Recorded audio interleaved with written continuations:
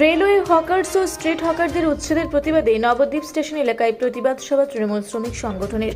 শুক্রবার বিকেল 5টা থেকে সন্ধ্যা প্রায় 6:30 সম্প্রতি রেল পুলিশের আগ্রাসন ও রেল প্রশাসনের জুলুমবাজির প্রতিবাদে নবদ্বীপ ধাম স্টেশনের সামনে এক প্রতিবাদ সভার আয়োজন করে শহর তৃণমূল শ্রমিক কংগ্রেস। এই দিনের প্রতিবাদ সভায় প্রধান বক্তা হিসেবে উপস্থিত ছিলেন তৃণমূলের রানাঘাট সাংগঠনিক জেলা দক্ষিণের সাধারণ সম্পাদক তথা পৌরপতি বিমান কৃষ্ণ সাহা, উপপৌরপতি শচীন্দ্র বসাক সহ তৃণমূল কংগ্রেসের সভাপতি শ্যামাপ্রসাদ পাল সহ যুব তৃণমূল সভাপতি সুজিত সাহা, তৃণমূল শ্রমিক সংগঠনের সভাপতি ভানু সাহা, সাধারণ সম্পাদক সুজিত সরকার, পৌর পরিষদের সদস্য নিতাই চন্দ্র দাস, স্থানীয় কাউন্সিলর উষা রায়, সুকুমার রাজবংশী, অনুরাধা মুখার্জি, বৃন্দাবন মণ্ডল, আশিস চক্রবর্তী, দেবাশিস ঘোষ, মন্টু মল্লিক সহ অসংখ্য কর্মী ও সমর্থক বৃন্দ বক্তব্য রাখতে গিয়ে তৃণমূল শ্রমিক কংগ্রেসের সভাপতি ও পৌরপতি স্ট্রিট হকারদের প্রতি রেল পুলিশের আগ্রাসন, রেল প্রশাসনের ভূমিকা নিয়ে তীব্র সমালোচনা করে বলেন, কথায় কথায় নোটিশ জারি করে গরিব হকারদের উচ্ছেদ করছে রেল দপ্তর। বিমানবাবু বলেন, বিশেষ কোনো রাজনৈতিক দলের ইন্ধনী নোটিশ জারি করেও তা তুলে দেওয়া হচ্ছে। পুনর্বাসন ছাড়া কোনো প্রকার উচ্ছেদ করা চলবে না।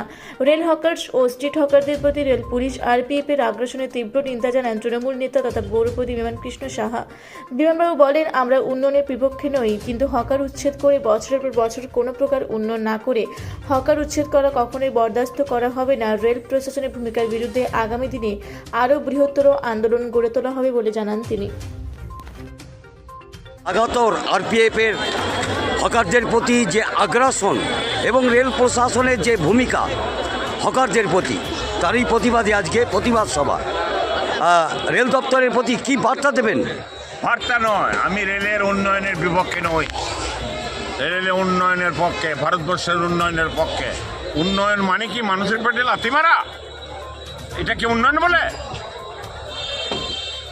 খেতে দেওয়া আগে ভারতবর্ষের নাগরিককে, খেতেও দিবেন, উন্নয়ন খেতে দিতে পারবেন না, আচ্ছা লাথি মারা এখান থেকে তুলে দিবেন, অথচ উন্নয়ন হচ্ছে না। কি উন্নয়ন হচ্ছে? আপনারা সাংবাদিকরা দেখতে পাচ্ছেন, 5 বছর যাবত অনেক হকার এখান থেকে পিটিয়ে পিটিয়ে তুলে দিচ্ছে। কোথায় ওই জায়গাগুলি? তো সেই জায়গায় পড়ে রয়েছে, উন্নয়নটা কোথায়?